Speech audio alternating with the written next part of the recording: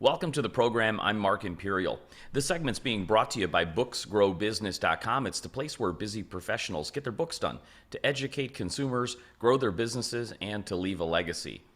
I'm doing a series of spotlights on remarkable business brokers and mergers and acquisition specialists from across the country. And joining me on this segment is Doreen Morgan. She's the owner of Sunbelt Business Brokers out of Atlanta, Georgia. Doreen, welcome to the program. Thank you, Mark. Glad to be here. Doreen, tell us a little bit about your work and specifically who are the types of folks that you specialize in working with? Okay, well, we here in our office in Atlanta, we focus on Main Street through lower middle market companies, usually founder held. We represent sell side only. Um, so we're representing sellers of businesses that have transaction value of between about $300,000 and up to about 35 million. In my office, there are 6 professionals, and we cover, we've got experts in the technology space, medical, um, construction services, hospitality. So we service a wide range of companies. What we're experts at is selling companies, and it really doesn't matter what kind of company it is. We've been in business here and in selling companies and representing sellers since 1998. And we've sold hundreds and hundreds of businesses in that time. So, in the news today is the great resignation. Everybody's talking about resigning from their positions and perhaps going off on their own or their next chapter. How has this affected your industry? Because that's why we see that it's affecting like businesses all across the country. What have you seen? Yeah, it has been huge for us. Buyer activity is up probably by 40% since the start of the pandemic. And a lot of that is because of the great resignation. You've got people that are just taking their future into their own hands.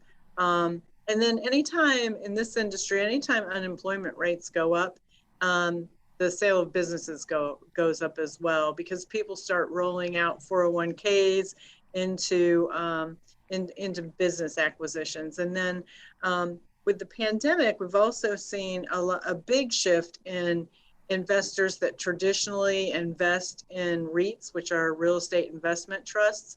Those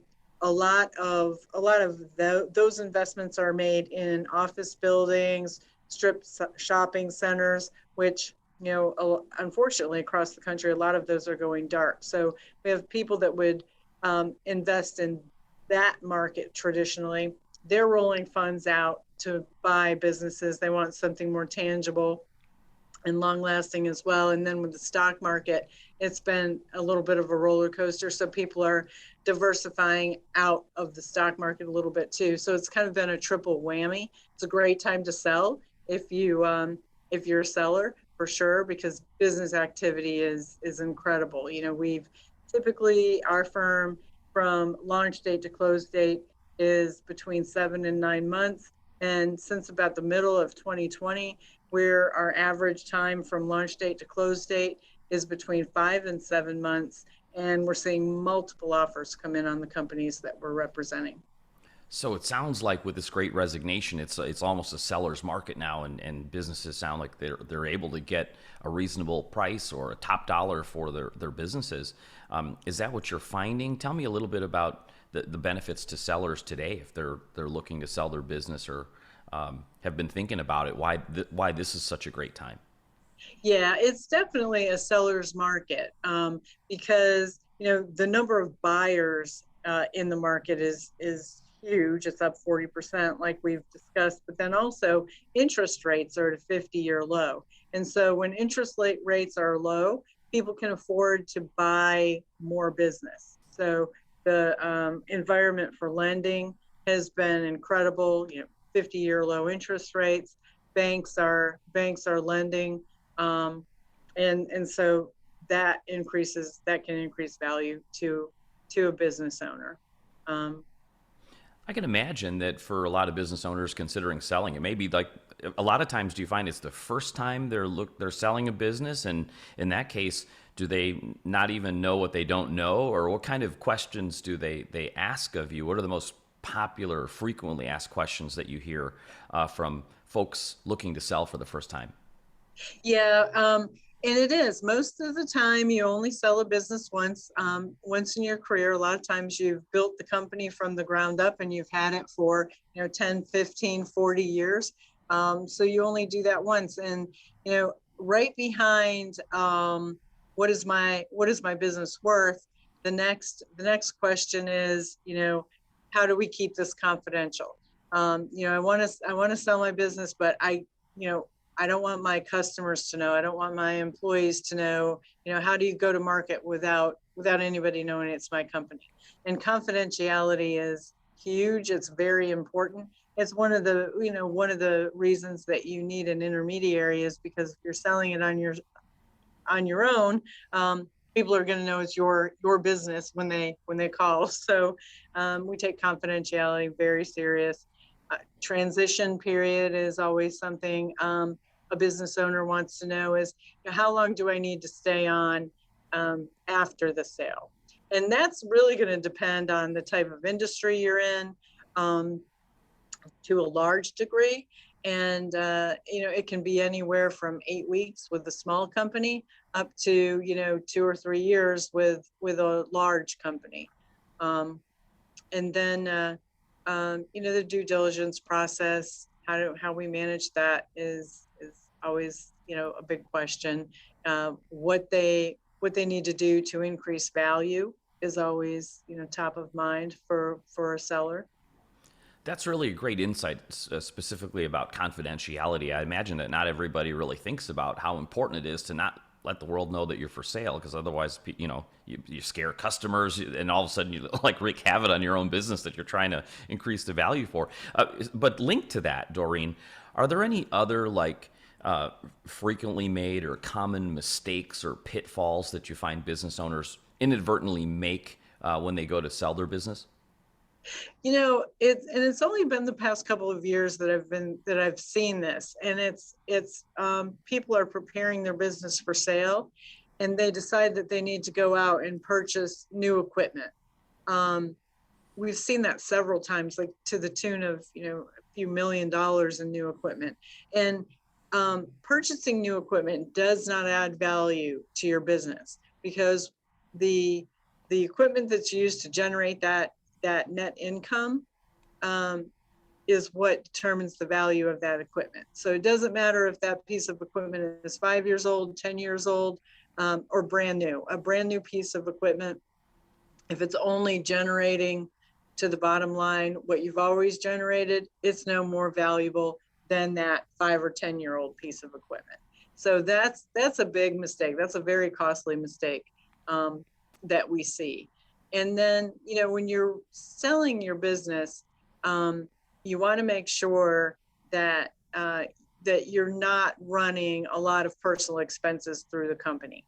Um, you know, you've got a business car that's also your personal car. You may be paying for golf club memberships, things like that, and you want to stop doing that, because with the smaller business that's going to be eligible for SBA financing in any event, will a bank won't be able to recognize those add backs. They will recognize a personal vehicle. They'll recognize personal health insurance, but beyond that, they can't recognize anything else. So if you're running some personal expenses through the business, it can impact the ability to get a loan. So that's a big one. Doreen, what inspired you to get into mergers and acquisitions? Take us back a little bit. How did you get started as a business broker? It's I was in the restaurant industry, and I went to work with Mrs. Field's Famous Brands in franchise development. We had 5 quick serve restaurant concepts. And I would introduce people to the concept that were interested in owning their own business and help them find a location when they were ready to move forward with the concept. Mrs. Fields was acquired by a private equity firm. And at the time, we had 350 corporate owned locations, and they wanted to be strictly franchising. So they moved me to the sell side team. We got down to about the last 50 corporate owned locations. We sold 300 of them. And I decided that I needed to find something to do before I sold myself out of a job, and found Sunbelt Business Brokers. And I said, I'm kind of doing that now. So I joined Sunbelt in 2004, and I haven't looked back. I love it. It's one of the most rewarding things that I think you can do. You're helping somebody that owns a business realize their life's work when you sell it. And then on the other side, you're helping a buyer, oftentimes coming out of corporate America, that's always wanted to own their own business, but had kids in school or college to worry about, that are in a position to finally own their own business and launch their own destiny. So, you've got two people entering whole new chapters of their life. And it's really rewarding to be in a position to advise and help people through that. And then also it's just fun. No 2 days are ever the same. It's amazing to sit down with entrepreneurs and hear how they started the company. Everybody started in a garage or the backyard or a living room. And it's amazing, it's just amazing to hear all the stories on how people got to where they are. I can relate. I love those stories, and that's what motivated me to do this show as well. Doreen, before I ask you my last question, for folks that are considering selling their business now, but they just don't know where to start, what would you recommend to them? And related to that, what's the most important thing they should look for in a business broker or mergers and acquisition specialist that they're considering hiring or working with? The first thing they should do is talk to your CPA. Make sure your books and records are in really good shape. You want to do that. We love to be in front of somebody that's interested in selling their business at least 2 years out, so that we can kind of give them an idea of what their company is worth today, maybe some things they can do to improve value, and then we stay with them and work with them until they're ready to go to market.